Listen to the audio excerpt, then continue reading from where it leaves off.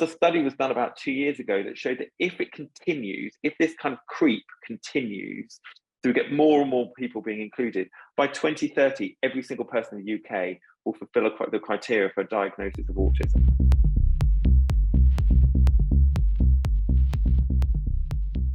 What about, I know you've spoken before about the overdiagnosis or even the eagerness to diagnose certain conditions such as ADHD. We've touched on that before. Do you feel, again, is this something you're seeing more and more, an eagerness by the medical profession to diagnose and to put people into certain camps? As, I don't know, what are their motivations for that? Perhaps you could tell me.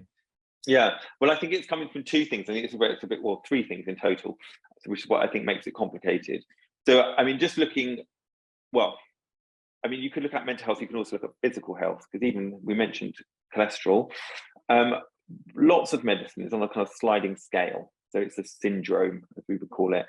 So, you know, if you have a heart attack, you've either got one or you haven't.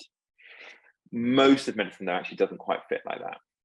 So how you decide what is high cholesterol and what is not high cholesterol is actually a very political decision. And it's partly, you would hope, it is based on science. To say, well, actually, if we cut off here, then we know this group of people are more likely to have a stroke, for example, than the people lower down with lower levels. But actually, then it gets very easy to say, well, actually, do you know what? There's still some people are going to have a stroke in this category. So why don't we just move it a little bit here? And so you get this kind of creep that happens over time. Now, partly that is to do with research, but actually also partly that's to do with lots of very complicated pressures that these bodies that could decide where we draw these arbitrary lines are under, governments and so on and so on. So sometimes partly there's a pressure to not diagnose too many people because the country couldn't afford to treat them if they all became pathologized. I mean, the problem we have is that a lot of our stuff comes from America. A lot of the shifts that we see come from America, you know, within the West, where there is a very clear incentive, either lobbying groups for various reasons with self-interest, or from the pharmaceutical companies. Right. So again, we've had a number of very high-profile doctors in this country kind of saying, actually, part of the role of doctors really should be to push against this medicalization of things, this what we call diagnosis creep, where the kind of what falls into the diagnostic criteria, the diagnostic category, gets changed over time again and again and again. So actually, what became quite a niche specific illness actually becomes so big, encompassing so many different things, that actually it almost becomes a bit meaningless. Now, with cholesterol, we've seen, and over a number of years, that the number kind of being pushed down as what we would consider high. So actually, it's kind of shifted to capture more and more people. And there's been some criticism from some doctors that actually this is because of pressures from pharmaceutical companies, because obviously once you're on a statin, you're on a statin pretty much forever. So actually, like, they're trying to get more and more customers, as it were. And it's been quite controversial. I tend to be less critical of the cholesterol thing. I'm less bothered about that. They're relatively cheap and we know that they work. From a mental health perspective, what I've been interested in is how that has happened within mental health. So we have seen, for example, autism over the last kind of 50 years, what we class as being autism has become slowly changed. So that actually 50 years ago, the diagnostic criteria, the tick boxes, are now very, very different to what we now see. So, it's now considered to be a syndrome. So now we tend not to use the word autism, we use autistic spectrum disorder. So it's on a spectrum. And actually, there was a study was done about 2 years ago that showed that if it continues, if this kind of creep continues, so we get more and more people being included, by 2030, every single person in the UK will fulfill the criteria for a diagnosis of autism. Wow. And when I wrote about that, there was a big backlash and everyone was very angry and said, you're diminishing autism and so on. And actually, I was like, it's completely opposite. I've worked in autism services. I feel very strongly about it. And what makes me worried is that now we've come capturing more and more people in that diagnosis. Actually, there are more limited services available for the people that are profoundly disabled by it.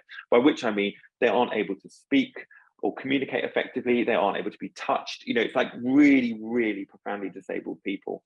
And of course, the difficulty is that the people maybe with the less extreme or less severe versions of that illness, when it's a syndrome, they tend to be the ones that are overrepresented on bodies that are, kind of on charities, on lobbying groups, and so on and so on, because they're not profoundly disabled by it. So actually, you get a very skewed view of then what that illness actually is. And we now see things like autism services being absolutely overwhelmed by patients that maybe 10 years ago or 20 years ago wouldn't even have considered a diagnosis. And my concern about things like that is that, well, I think it does a number of things. My concern is that I think it removes agency from people by giving people a label. It pathologizes them when they don't need to be pathologized. And actually, I think it diminishes human experience and the kind of variety and wonderfulness of humans in all our kind of quirky weirdness and so on. There were pathological categories to try and help people identify and to focus resources on people and ensure that we can research them and help them and so on and so on.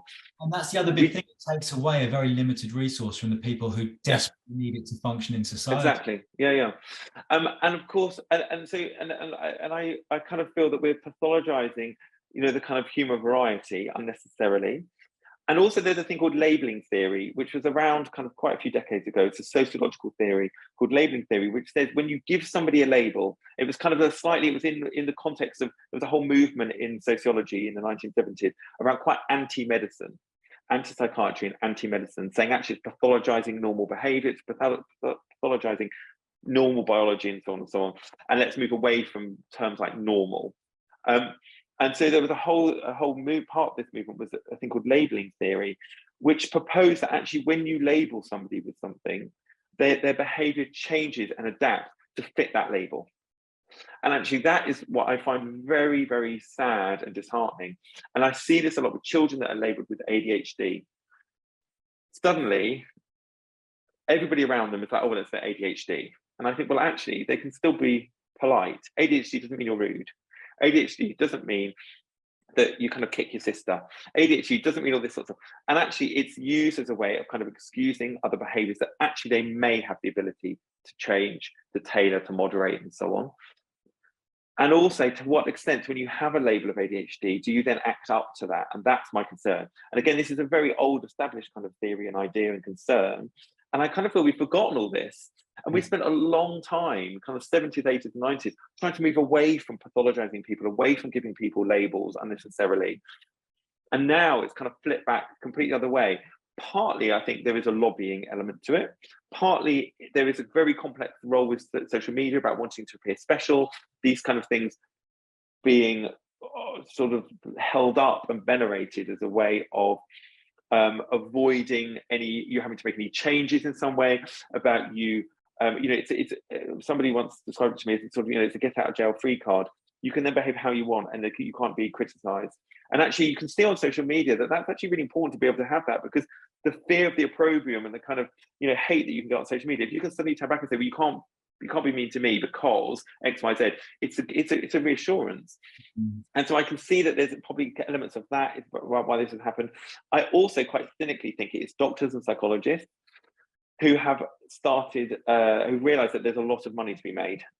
And actually what we've seen is we have not seen an explosion of a diagnosis of ADHD and autism and all these other conditions in poorer communities.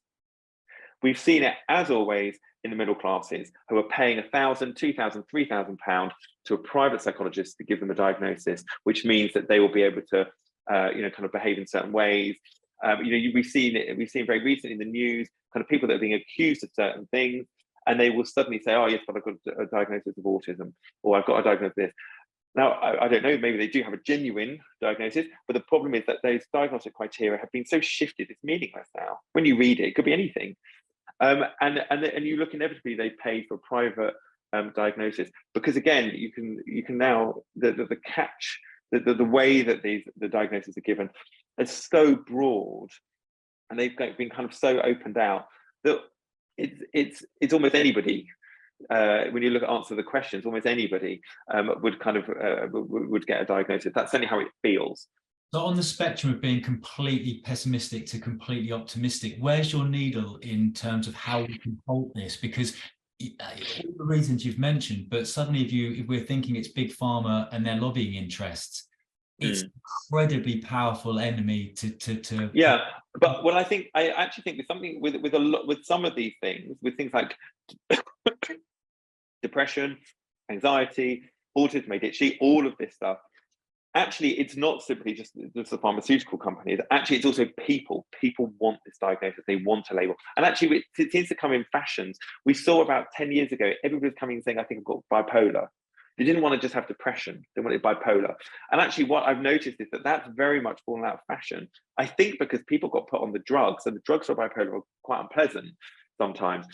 And so suddenly people, kind of suddenly thinking, well, actually, I'm not entirely sure. Maybe I could actually just manage without this. So maybe I slightly overemphasized some of my symptoms and the problems I was having. And we've now seen, I think, because there aren't medications in things like autism, there are some in ADHD, but there aren't in autism. I think we've seen that as a something where people have kind of been drawn to as a way of understanding or explaining actually what's incredibly difficult. Like life is complicated, our emotional responses, our internal world is incredibly difficult. And I understand why we would want a simple, straightforward label to explain what is actually very complicated. But the sad thing I think about that is that actually when you have that label, that's it. It's almost like, there isn't any other further treatment particularly. With actually, if we were able to do a formulation where we'd say, actually, I think you've got lots of complicated issues, let's think about this and let's spend 2 years doing psychotherapy. And actually, you might come then to a position where you could adapt and change and come to a better understanding of yourself. And my concern about, particularly with autism, that label, is it closes that down. But the clinicians aren't going to push that. The patient doesn't want that. So what that's back to my original question. Where's your needle on whether or not this is just the cycle, the loop that we're in now, and we're not going to get out of it? Well, I think probably what will happen, it will kind of probably burn itself out a bit.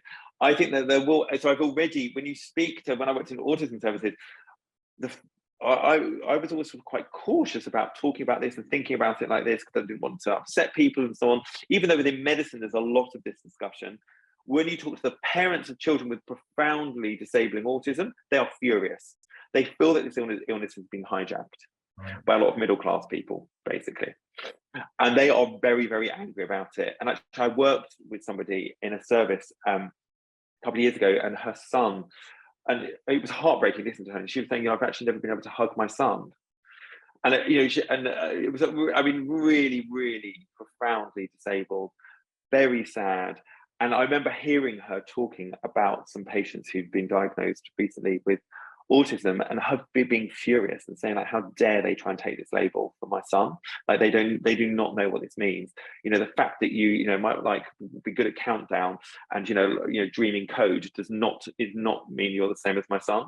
And sort of be really, I was just surprised and shocked about how sort of angry she was at feeling that this label had been taken away or had been diluted in some way. And used as almost like a kind of a badge of honor.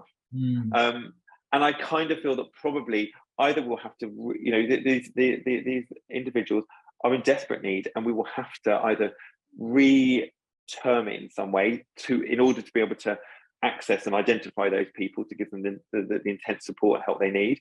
Or I think it might just burn itself out, and people will realize that actually it kind of didn't particularly help them. But what they were looking for didn't really give them the answers, that they're still kind of a bit confused about the world. They still have sort of, kind of emotional difficulties with emotional regulation or engaging with people and so on and so on. And actually they end up going into psychotherapy and working on that and finding that that was the answer all along. That's what I would desperately hope.